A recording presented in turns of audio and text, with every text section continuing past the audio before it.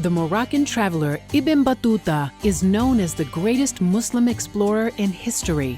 His extraordinary travels took him as far from home as India and China, and his narrative account of his 30-year journey is unique in Islamic and medieval history.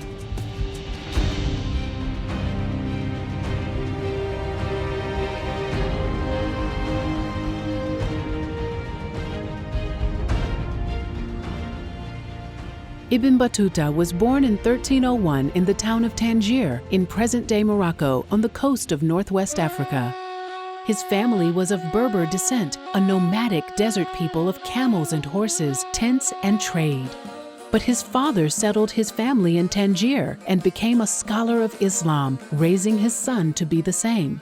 Islamic faith had its roots in Mecca and spread over several hundred years to become a religious empire stretching over 3 continents. Muslims, followers of Islam, emphasized prayer, charity, and the study of Islamic law as part of their daily devotion to God, or Allah. Ibn Battuta had learned as much as he could about Islam from the scholars in Tangier. He longed to know more. I left Tangier with the intention of going on pilgrimage to Mecca. I was alone, without companions, not in a caravan. I was stirred by a powerful urge to reach my goal, Mecca. I left my friends and my home, just as a bird leaves its parental nest. I was then only 22. He set off on horseback for the great learning centers of his time, Alexandria, Cairo, Damascus, and Mecca. In Alexandria, Egypt, he met a mystic who made a startling prediction. Battuta would travel to even more distant lands, Persia, India, and China, where he would meet and study with great religious thinkers and leaders. These words stirred Battuta's imagination. He signed up to become a traveling judge in a caravan heading for Cairo, Egypt. There, he increased his impressive knowledge of Islamic law and continued on to the Horn of Africa and back, settling local disputes and building his reputation along the way. He made his first pilgrimage to Mecca at the age of 27. For Muslims, this pilgrimage, called a Hajj to the most sacred city of Islam, is one of the essential 5 pillars of religious life.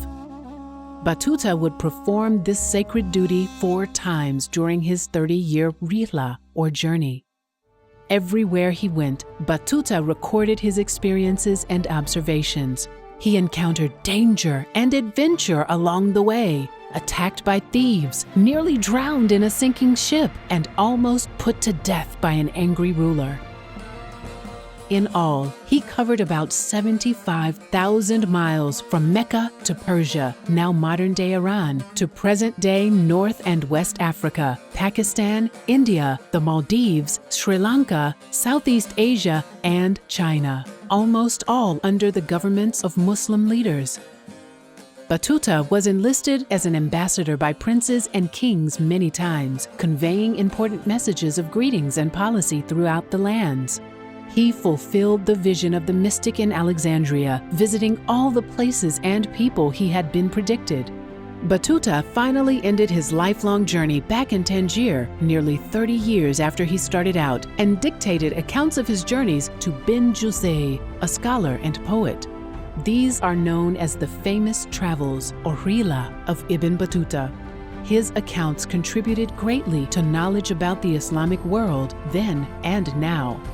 He died in 1369, the only known medieval traveler to have visited the lands of every Muslim ruler of his time.